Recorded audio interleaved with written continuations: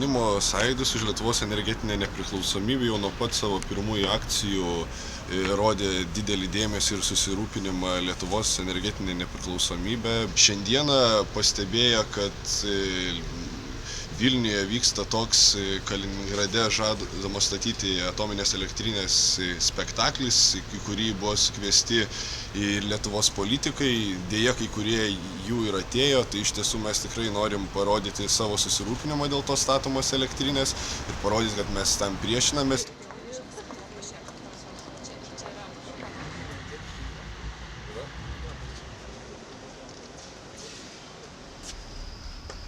Ta elektrinė yra statomas kaip politinis veiksmas, norintis sugriauti Lietuvos energetinę nepriklausomybę. Ir mus labiausiai papiktino, kad dalis Lietuvos politikų pritarė tokiems spektakliams ir prisijungė prie visos vadovybės Kaliningrado atominės elektrinės ir iš tiesų prisijungia, dalyvauja šitoje konferencijoje ir mes tiesiog norime parodyti, kad jaunimui ši problema rūpi, kad jaunimas yra susirūpinęs ir jaunimas tikrai nenori leisti, kad mūsų valstybėje dėtųsi tokie dalykai. Atsiprašau, aš šiek tiek norėčiau visų dėmesio.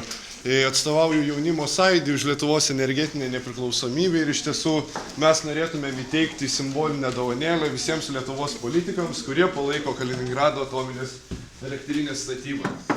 Ačiū už dėmesį.